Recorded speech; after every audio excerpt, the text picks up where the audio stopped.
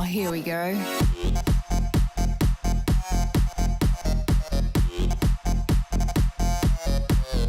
Tits. Oh, hi everyone. So today we're going to talk about the new Netflix comedy movie starring Bill Burr and these two other guys that I'd never heard of before. But apparently it was actually directed by Bill Burr. So I saw the trailer for this and I thought, yes, this looks really funny. I'm going to enjoy this. I'm going to watch this with bearing. We're going to laugh our asses off and it's going to be a good time all round. But let me tell you, I feel like I was duped by the trailer, which we're going to have a quick look at in a moment. But first, let me take a moment to introduce this video's sponsor. Check out this awesome game, Honkai Star Rail. Now available on PS5 with data sync across PC and mobile. This new multi-platform galactic RPG comes from the creators at Hoyoverse, the makers of the already successful Genshin Impact. And the best thing about it, it's free to play. With more than 80 million downloads in less than 5 months of its launch, the game is a huge global hit. 10 minutes into the game and you're captured by the intriguing plotline and the space fantasy environments. Search for treasure chests, solve puzzles, explore each NPC's story, and uncover the secrets of the world. Collect more than 20 playable characters with their own unique personalities, backstories, and battle strengths to boost your battle team. The game uses a turn-based battle experience, but is highly tactical, so you'll need to choose your character lineup carefully to defeat certain enemies. Check out these awesome limited 5-star characters, Jingliu and duo Topaz and Numby. She is a powerful ice destruction type character who transforms to fight. Once she removes her blindfold, she deals punishing damage with an enhanced ability. The duo are a combined force of a young girl and her pet. She is a fire hunt type character with superior single target damage, while her pet Numby can be summoned for support.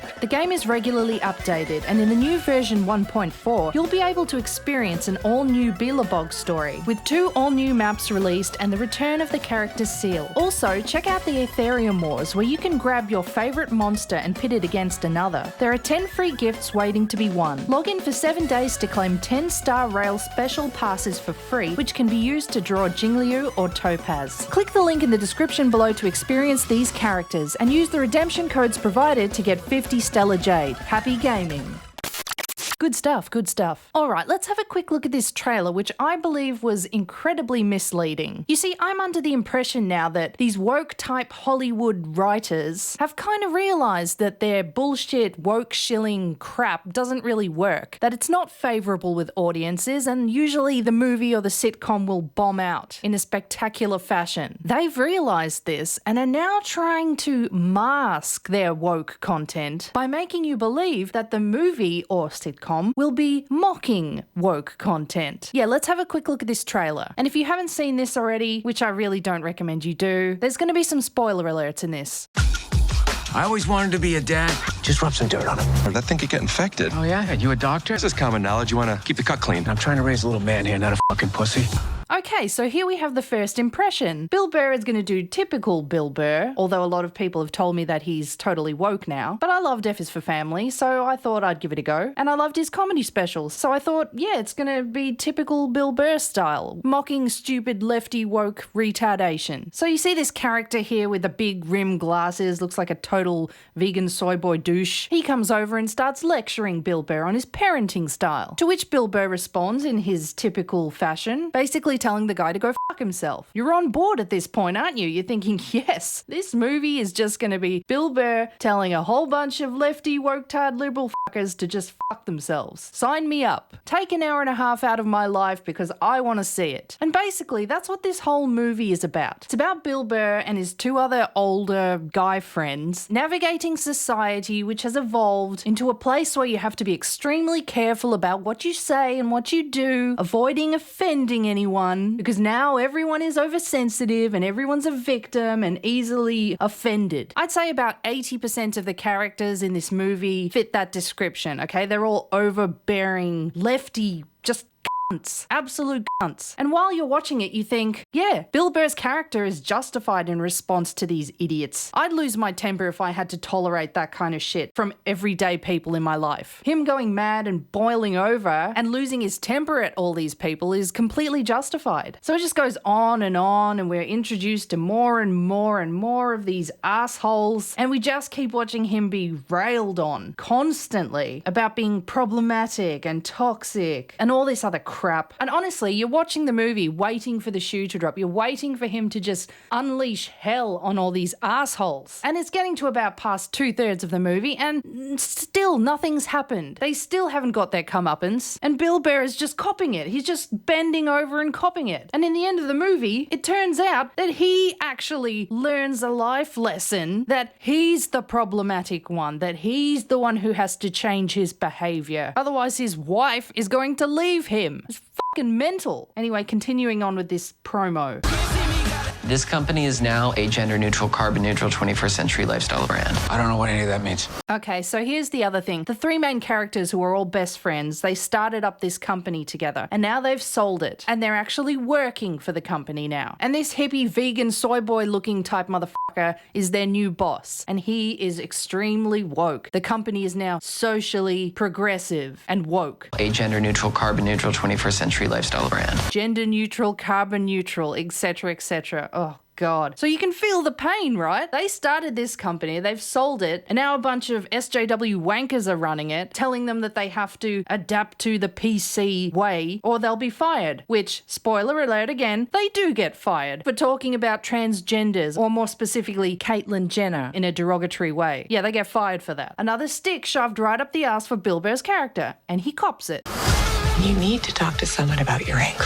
Okay, this bitch I had a massive problem with. The wife. Throughout the whole movie, she's on his balls about how he has to get along with the kindergarten's director, who is a massive cunt, because the son has to go to private school. He has to go to private school. She's like a gold-digging, bossy bitch hoe. I couldn't stand her. And so he complies. Once again, he bends over, takes it up the ass, kisses this cunt director's vagina for most of the movie, and when he comes to breaking point because the director approached him and basically made fun of him losing his job and that his family's financial security is on the rocks, and he flips out on her and basically calls her a cunt again. The wife comes over, cracks the shits at him, leaves the venue, locks him out of his own fucking house. He literally has to break down the door to gain entry into his house. And when he gets in, she confronts him, physically assaults him, and basically insinuates that if he can't change his ways, she's gonna divorce him. Then he has to leave the premises. He can't see his kid. The kid comes out and says, "Oh, Daddy, where are you going?" And the mum's like, he's got some work to do. He's fucking off. Total bitch. That was the other thing as well. The two other characters who had one had a wife and one had a girlfriend, they two both, at one point in the movie, physically assault their partners. And I'm not saying punching or anything like that, but they very forcefully pushed their partners in a heated moment of anger. And we all know if you reversed that shit, people would be crying domestic violence. So it's not okay for them to do it. While the whole time they're telling their men that their behavior is toxic. They're basically toxic masculinity dicklords who need to change. Absolute bullshit, this. We're late. We don't accept excuses. Well, if you'd actually read the school guidebook. I read the guidebook. Just stumpy little... Wow. See, once again from the trailer, you think, yes, this is awesome. He's going around calling these SJW insufferables stumpy little cunts and telling them to go f*** themselves. This movie is perfect. I want to see this, because who doesn't want to tell these annoying, insufferable SJW types to go f*** themselves and that they're basically stumpy little cunts, because that's the dream. That's beautiful. But they trick you, see? They give you the juicy bits. They give you the bits that they know you want to see in the trailer, but then they flip the script and do a 180 when you're watching the film, and you're like, what the fuck is this? Where's the justice? Is Bill Burr actually gonna reflect here in the end and accept that he's a toxic masculine male, and that his wife actually isn't a demanding gold digger-ish type c***? What the fuck is this?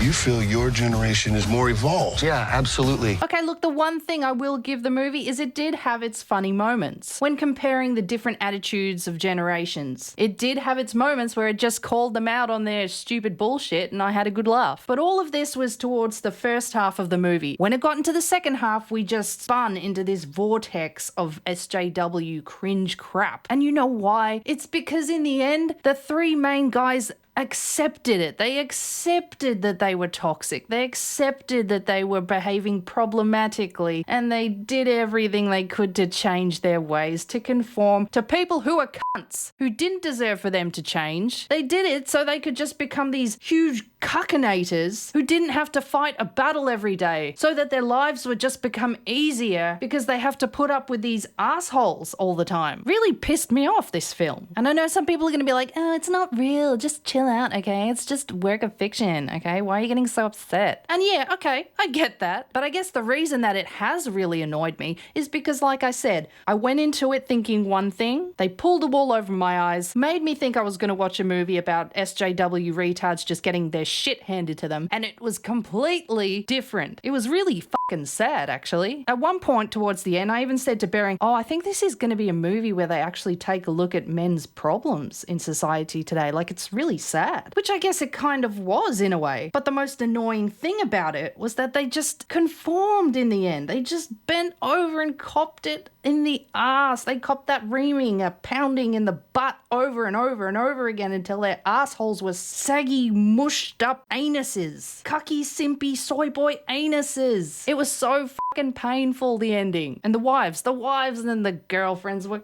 cunts.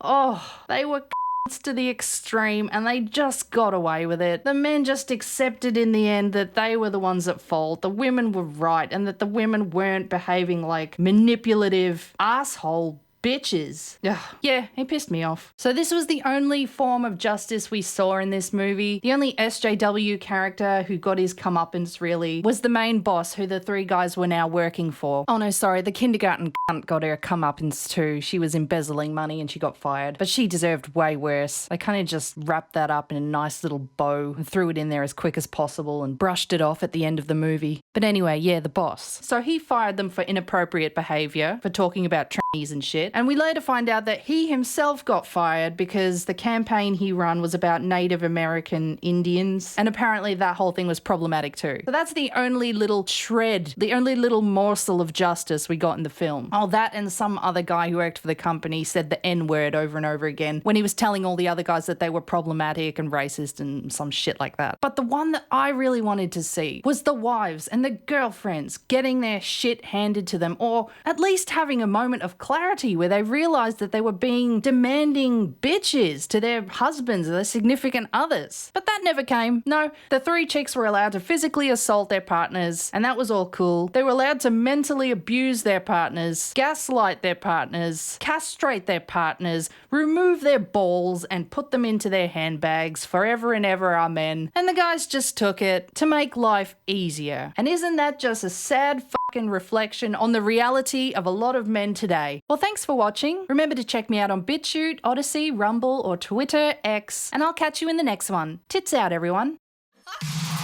Tits.